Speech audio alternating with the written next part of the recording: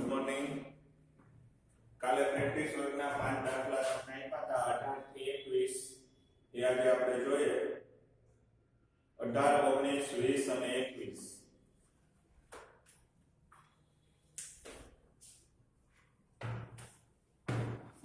ચાલો એમાં જો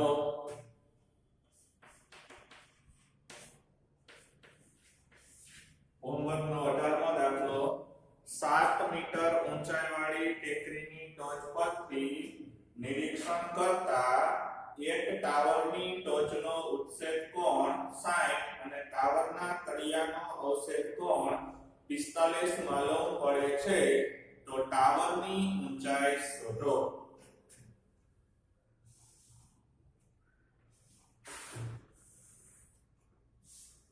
આ ટેકરી છે. આ ટેકરી ઉપરથી નિરીક્ષણ કરે છે. અહીંયા એક ટાવર છે. જોજો ટાવર ઊંચો છે. ટેકરી કરતા ટાવર ઊંચો છે. હવે અહીંથી એક વ્યક્તિ અહીંયા બેઠો છે આ ટેકરીની ટોચ ઉપર. અહીંથી નિરીક્ષણ કરે છે. એકવાર ટાવરની ટોચ જોવે છે અને એકવાર ટાવરનું તળિયું જોવે છે. બરાબર? એટલે અહીંથી આમ સમસીધી રેખા થાય આવી. બરાબર? અહીંયા તળિયું જોવે ને તો એને કેટલાનો ખૂણો માલુમ પડે છે. અહીંથી જોવે એટલે અહીંયા ખૂણો બનતો હોય. અહીંયા લખો તો હાલે, અહીંયા લખો તો હાલે. બરાબર? અહીંયા ખૂણો બને ઈ કેટલાનો બને છે? જો એમાં કીધું છે કે ટોચનો ઉચ્છેદ કોણ 60, એટલે અહીંયા એને 60 નો ખૂણો માલુમ પડે છે અને તળિયાનો ઉચ્છેદ કોણ 45. જો 45 વાળો આવે ને એટલે હા હેલું હોય.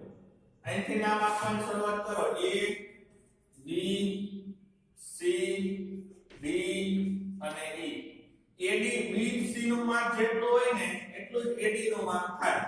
હવે આપણે ટાવરની ઊંચાઈ શોધવાની છે. તો ટાવરની ઊંચાઈ શોધો. એટલે આને આપણે x ધારી લઈએ. બરાબર? હવે આ ટેકરીની ઊંચાઈ કેટલી છે જોજો. આ ઊંચાઈ કેટલી છે? તો કે આ માપ છે ને ઈ આપણને રકમમાં આપી દીધું છે 7 મીટર. આ 7 છે એટલે આ 7 જ આવશે કારણ કે અહીંયા 45 નો ખૂણો છે. પાછળની બાજુ હોય એટલે સામેની બાજુ હોય. આ 7 હોય AB નું માપ તો CD નું માપ 7 જ થાય કારણ કે અહીંથી સમસીધી કિરણ છે. બરાબર? આમ દ્રષ્ટિ કિરણ છે એ આમ સીધું પડતું હોય એટલે 7 એટલે આ 7 જ આવે અને આને આપણે x ધારી લઈએ પહેલા. બરાબર? એટલે આ x 7 થઈ ગયું. પછી અહીં x નું માપ મૂકી દેશું. તો પહેલા tan 45 ને આધાર સામેની બાજુ એટલે BC અને પાછળની બાજુ એટલે AB. tan 45 નું માપ 1, BC AB એટલે 7. તો 7 બરાબર BC. હવે tan 60 નો માપ. tan 60 સામેની બાજુ એટલે DE અને પાછળની બાજુ એટલે AD. જો AD અને BC બે સરખા જો એટલે આમાં AD ને સૂત્રનો કરતા બનાવી લેવાનો અને આમાં BC ને બનાવી. બરાબર? એટલે tan 60 વર્ગમૂળ 3 DE એટલે x અને AD એમ. તો AD બરાબર x ના છેદમાં વર્ગમૂળ 3. બરાબર? હવે પરિણામ 1 અને 2 પરથી અથવા ડાયરેક્ટ અહીંયા AD ની જગ્યાએ 7 મૂકી દો તો આ પરિણામ 1 અને 2 પરથી તો 7 બરાબર અહીંયા કેટલા છે? 7 બરાબર x ના છેદમાં વર્ગમૂળ 3. વર્ગમૂળ 3 આ બાજુ આવી જાય બરાબર x. આપણે શોધવાની છે ટાવરની ઊંચાઈ. ટાવરની ઊંચાઈ બરાબર x 7. તો 7 વર્ગમૂળ 3 7 બધા એક જ મેથડના દાખલા છે. બેમાંથી 7 સામાન્ય નીકળી જાય તો વર્ગમૂળ 3 1 મીટર. આ ટાવરની ઊંચાઈ આવી. 7 કોમન નીકળી જાય એટલે વર્ગમૂળ 3 અહીં કાઈ ન વધે તો 1 અહીંયા 1.73 મૂકી દયો એટલે 7 નો 2.73 આને ગુણાકાર કરી નાખો તોય હાલે બરાબર 1.73 માં 1 મૂકો એટલે 2.73 2.273 ગુણ્યા 7 કરો એટલે ટાવરની પરફેક્ટ ઊંચાઈ આવી પણ આપણે વર્ગમૂળ 3 ની કિંમત મૂકતા નથી કારણ કે પાઠ્યપુસ્તકના દાખલા છે એમાં કે વર્ગમૂળ 3 બરાબર 1.73 મૂકેલા નથી એટલે આપણે અહીંયા મૂકતા નથી લખી નાખો ઝડપ રાખજો લખવાની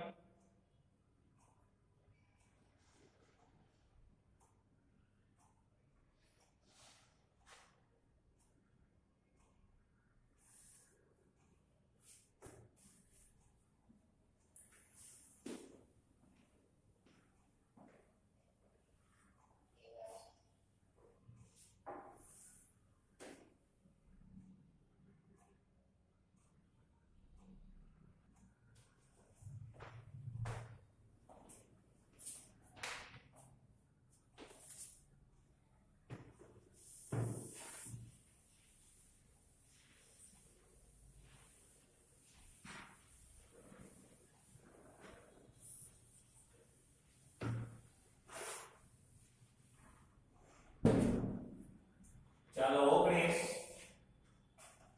જમીનથી 100 મીટર ઊંચી ટેકરીની ટોચ પરથી એક પહાડની ટોચના ઉચ્છેદ કોણ 30 અને ટેકરીના તળિયાથી પહાડની ટોચનો ઉચ્છેદ કોણ 45 છે તો પહાડની ઊંચાઈ શોધો જોજો આકૃતિમાં કંઈક પડી જશે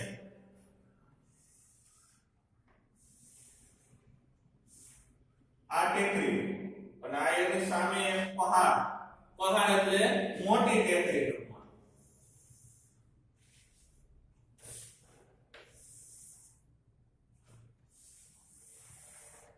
બરોબર હવે અહીંયા ધ્યાન આ ટેકરીની ટોચ પરથી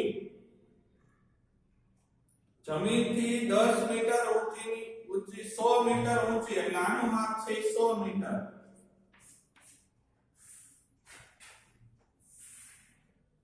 બરાબર 100 મીટર ઊંચી ટોચ પરથી એક પહાડની ટોચનો ઉચ્છેદ કોણ 30 એટલે અહીંયા 30 અહીંથી સમક્ષિતિજ કિરણ અને જોજો એમ નથી કીધું ટોચથી પહાડના તળિયું એમ નથી કીધું ટેકરીના તળિયાથી પહાડની ટોચ એવું કીધું છે જો અને ટેકરીના તળિયાથી પહાડની ટોચનો ઉચ્છેદ કોણ 45 એટલે અહીંથી આ માપ 45 આ A આ B આ C આ D અને આ E હવે અહીંયા બોર્ડ ઉપર ધ્યાન આ 100 મીટર છે એટલે અહીંથી C થી D સુધીનું માપ 100 મીટર હોય બરાબર કેટલું હોય 100 મીટર હવે આને x ધારી લ્યો એટલે આખું માપ થાય x 100 ઈ પહાડ આવી ગયો આપણે શું શોધવાનું છે તો કે પહાડની ઊંચાઈ શોધવાની આગળનો દાખલો તો એમ જ પણ આકૃતિ ફેર પડી ગઈ એમાં એક જ જગ્યાએ કે ટેકરીથી ટાવરની ટોચ અને તળિયું જોતા હતા અહીંયા વ્યક્તિ છે પેલા ટેકરી ઉપર હતો ત્યાંથી પહાડની ટોચ જોવે છે પછી નીચે આવી ગયો ત્યાંથી પાછી ટોચ જોવે છે એટલે અહીંયા ધ્યાન રાખજો આખે આખું માપ છે ને એ 45 ને આધારે આ 100 હે આ 45 ને આધારે સામેની બાજુ કઈ થાય પેલા 30 ને આધારે સામેની બાજુ A tan 30 30 ને આધારે સામેની બાજુ DE અને પાછળની બાજુ AD એકના છેદમાં વર્ગમૂળ 3 DE x અને AD એમના બરાબર હવે AD બરાબર વર્ગમૂળ 3f પરિણામ નંબર f હવે tan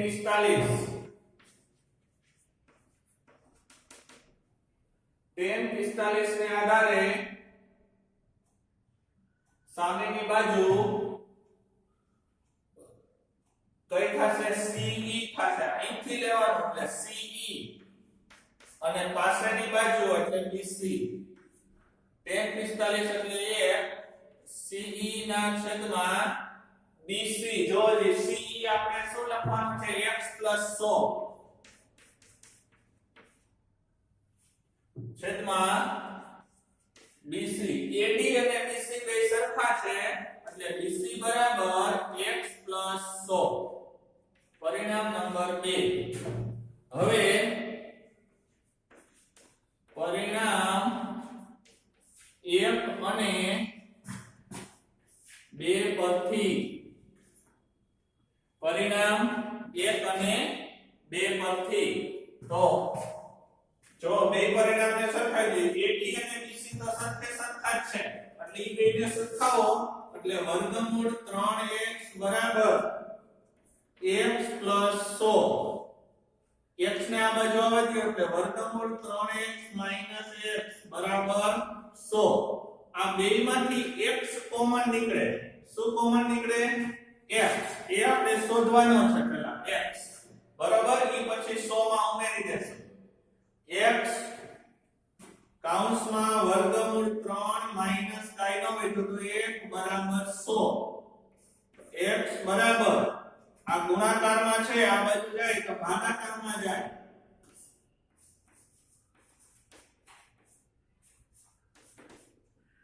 અથવા તો જો અહીંથી આટલું બધું અઘરું ન કરવું હોય તો અહીંયા 1.73 મૂકી દેવાય કેટલા 1.73 તો હેલું થઈ જાય જો નકર આઘરું થઈ જાય બહુ એટલે અહીંયા 1.73x x વર્ગમૂળ 3 ની કિંમત મૂકી દીધી ઈ ગમે ત્યાં જરૂર પડે ત્યાં તમે મૂકી શકો એટલે 0.73x 1.73x માંથી એક x બાદ કરો એટલે 0.73x બરાબર 100 તો x બરાબર 100 ના છેદમાં 0.73 100 ના છેદમાં 0.73 તો x બરાબર અહીંયાથી પોઈન્ટ દૂર કરો એટલે 100 ગુણ્યા 100 ભાગ્યા 73 કેટલા થાય 100 ગુણ્યા 100 ભાગ્યા 73 એટલે 100 ને 73 વડે ભાગો 73 એકુ 73 એટલે અહીંયા 10 માંથી 3 જાય એટલે 7 અહીંયા 2 27 વધ્યા એટલે 0 73 હવે પોઈન્ટ આવી જશે 73 તેરી 3 તેરી 9 7 તેરી 21 219 એટલે અહીંયા 1 આવશે અહીંયા 6 માંથી 1 જાય એટલે 5 આવશે હવે 73 7 5 35 7 6 7 સત્ય હાથે ભાગ આવશે 7 તેરી 21 નો 2 સત્ય 50 511 એટલે અહીંયા 7 ભાગ આવે 1.37 કેટલા આવશે 1.37 માયક બંધ કરી દો જેનો ચાલુ છે ઈ નકર અહીંથી બધાય બંધ કરી દે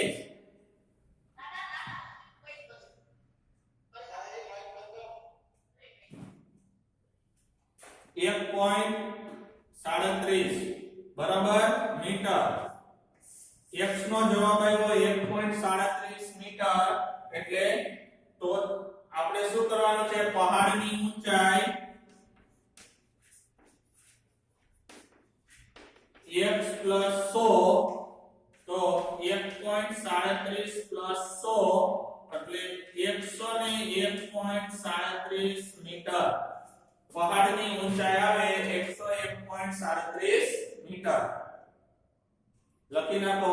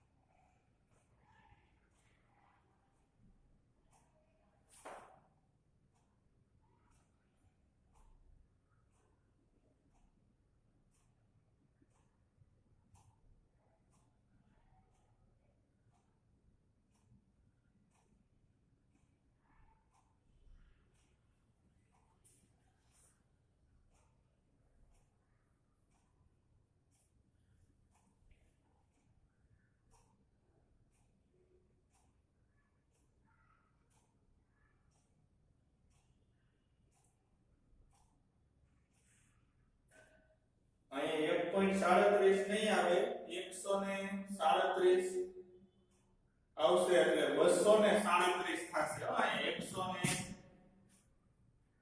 137 પોઈન્ટ છે ને ડબલ આકાર એટલે અંશમાં 2 બિંદુ આવી જાય ને એટલે અહીંયા 237 આવશે. 237 મીટર. 37 39 ની આસપાસ આવે તો પોઈન્ટમાં જવાબ હોય એટલે થોડો ઘણો ફેરફાર હશે જવાબમાં. અહીંયા 137 કરી નાખજો.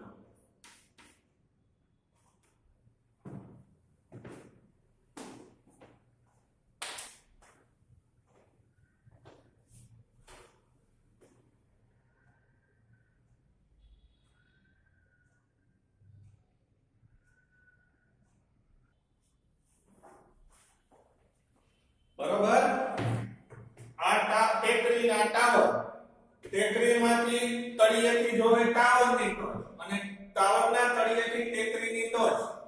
ટેકરીના તળિયેથી ટાવરની ટોચમાં 30 નો ખૂણો અને અહીંથી 60 નો ખૂણો અને tan 30 બેયમાં પાસેની બાજુ BC સરખી છે એટલે CD ના છેદમાં BC. તો અહીં 50 મીટર આપેલું છે ટાવરની ઊંચાઈ એટલે 50 છેદમાં BC. તો BC બરાબર 50 વર્ગમૂળ 3. હવે tan 60 સામેની બાજુ એટલે AB અને પાછળની બાજુ એટલે BC. અહીંયા વર્ગમૂળ 3 અહીંયા x ધાર્યો છે કારણ કે આપણે ટેકરીની ઊંચાઈ શોધવી છે. BC બરાબર x ના છેદમાં વર્ગમૂળ 3. બે જગ્યાએ BC સરખાવ્યા એટલે પરિણામ 1 અને 2 પરથી બેયની જમણી બાજુ લખી દો. 50 વર્ગમૂળ 3 બરાબર x ના છેદમાં વર્ગમૂળ 3. આ વર્ગમૂળ 3 બરાબર ની આ બાજુ આવે એટલે ગુણાકાર થાય બરાબર x. તો વર્ગમૂળ 3 નો વર્ગમૂળ 3 આલે ગુણાકાર કેટલો થઈ જાય 3 બરાબર x. x બરાબર 150 મીટર. આ 50 મીટર છે. ટાવર કરતા ટેકરી ઊંચી છે. આપણે અહીં નીચી દોરી છે પણ આ ટાવર કરતા ટેકરી કેવી છે ઊંચી છે. શું કામ? જે ખૂણો મોટો હોય એની સામેની બાજુ હંમેશા મોટી હોય. આ 60 નો ખૂણો છે તો સામેની બાજુ ટેકરી મોટી હોય. પણ એવું આપણને કઈ માહિતી નથી કે ઊંચું છે કે નીચું છે. આપણે તો માપ ગોતવાનું છે. x 150 મીટર એટલે ટેકરીની ઊંચાઈ 150 મીટર હશે. ટેકરીની ઊંચાઈ 150 મીટર હશે. ચાલો લખી લ્યો.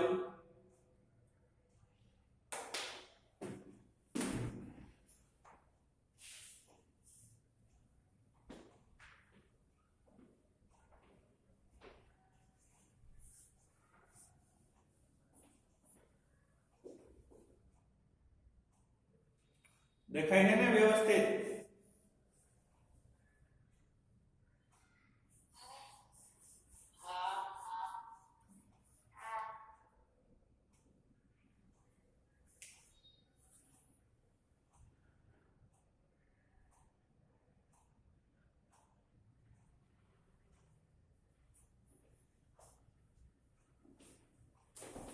જો અહીં એક વાત ફરીથી સમજાવી દઉં. આ એક શું છે ટાવર. ટાવર છે એની આ બાજુ મકાન છે એનો તળિયામાં 30 નો ખૂણો અને આ બાજુ મકાન છે એનો તળિયાનો 60 નો ખૂણો માલુમ પડે છે. હવે ટાવરની ઊંચાઈ એટલી છે 300 મીટર બરાબર. તો બે મકાન છે એની વચ્ચે કેટલું અંતર હશે એ આપણે શોધવાનું. તો પહેલા 30 ને આધારે સામેની બાજુ એટલે AB અને પાછળની બાજુ એટલે BC. તો tan 30 બરાબર AB ના છેદમાં BC. થઈ ગયું આટલું.